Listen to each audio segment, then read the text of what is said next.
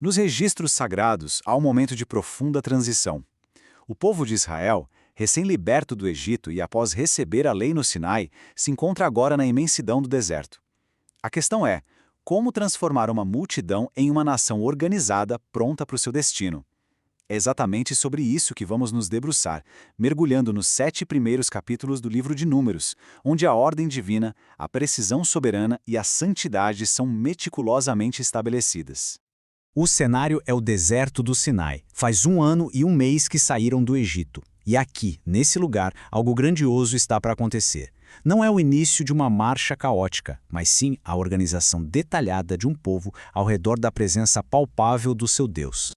E então, do epicentro da santidade, da tenda do encontro, a voz do Eterno se manifesta. A ordem é clara e é ela que vai inaugurar todo um período de contagem, de organização e de consagração. É o ponto de partida para toda a estrutura que veremos a seguir. Pois bem, a nossa jornada por esses capítulos vai seguir a própria ordem que o texto nos apresenta. Vamos começar com o comando divino na tenda, depois vamos para a contagem dos exércitos, entenderemos o papel dos guardiões do santuário, as leis de santidade e, por fim, a dedicação do altar. Tudo começa aqui. A tenda do encontro não é um lugar qualquer. É o ponto de contato entre o céu e a terra, a fonte de toda a autoridade. É fundamental entender isso. A ordem que está prestes a ser estabelecida não tem origem em Moisés, nem em um conselho de anciãos. Ela é divina. E a primeira diretriz é um censo. Mas veja bem, não se trata apenas de contar pessoas. É a convocação e a organização do exército do Senhor. Uma enumeração precisa, detalhada, de cada homem de 20 anos para cima, apto para a guerra, contado clã por clã, família por família. O resultado final é revelado com uma exatidão que impressiona: 603.550 homens. O número que não apenas mostra a grandeza da nação, mas, acima de tudo, a onisciência daquele que conhece cada um pelo seu nome. E essa precisão divina se mostra nos mínimos detalhes. Para cada tribo, um chefe é nomeado e um número exato é registrado. Observe os números de Judá, Issacar, Ruben, Simeão, Gade. Nenhum número é arredondado, nenhum detalhe é esquecido. Isso demonstra um controle soberano sobre tudo e todos. Depois da contagem vem a organização do espaço. O acampamento não é montado de qualquer jeito. No coração de tudo, no centro geográfico e espiritual, está o tabernáculo. E ao redor dele, numa formação militar precisa, cada tribo acampa sob seu estandarte, criando um verdadeiro muro de ordem em volta da presença santa. Mas nesse censo militar, existe uma exceção notável: a tribo de Levi. Eles não são contados entre os guerreiros. O chamado deles é outro. A função deles é completamente diferente. Eles foram separados para o serviço exclusivo do santuário. Se a organização militar prepara a nação para fora, para a jornada, a organização levítica a prepara para dentro, para o sagrado. Os levitas são de fato os guardiões da morada de Deus, formando um perímetro de santidade que separa o santo do restante do povo.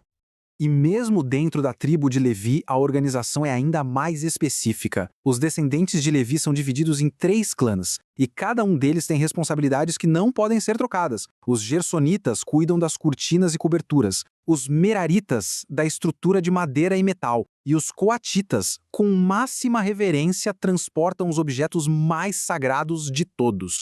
A presença de um Deus santo no meio do acampamento exige mais do que organização militar e litúrgica. Exige santidade de vida, e por isso, leis são dadas para governar a pureza da comunidade. Afinal, o lugar onde o santo habita não pode, de forma alguma, ser contaminado.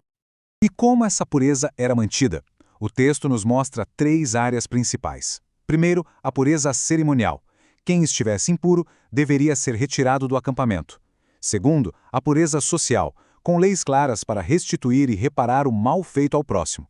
E terceiro, a pureza devocional, através do voto de Nazireu, um caminho de consagração pessoal e radical ao Senhor. E sobre este povo, agora ordenado e purificado, Deus entrega aos sacerdotes as palavras exatas com as quais a sua bênção deveria ser pronunciada.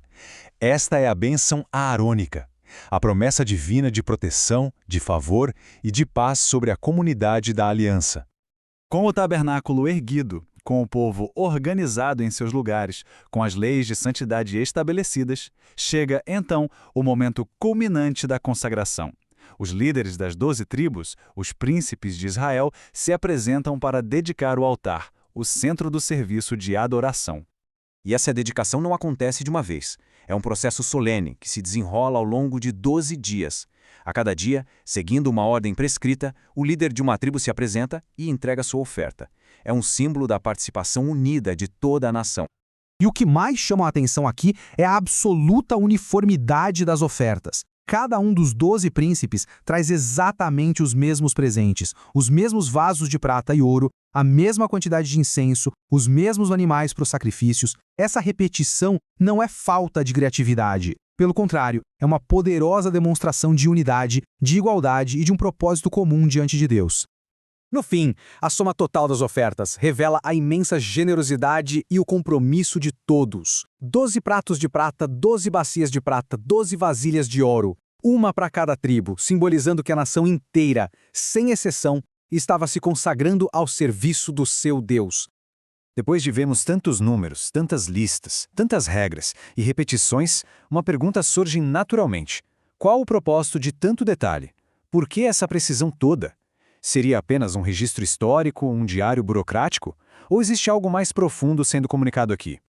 A resposta é que toda essa precisão revela o caráter daquele que deu a ordem. O Deus de Israel é um Deus de ordem, não de caos. Cada número contado, cada lei estabelecida, cada oferta idêntica, tudo isso mostra que ele prepara o seu povo com um cuidado minucioso para a jornada e para as batalhas que ainda viriam. Esta é uma produção da Primeira Igreja Batista de Guarulhos, um ponto de encontro entre Jesus e o pecador. Se esta análise das Escrituras trouxe edificação para a sua vida, nós convidamos você a se inscrever em nosso canal, deixar sua curtida e também compartilhar suas reflexões nos comentários, para que possamos continuar produzindo mais estudos aprofundados da palavra.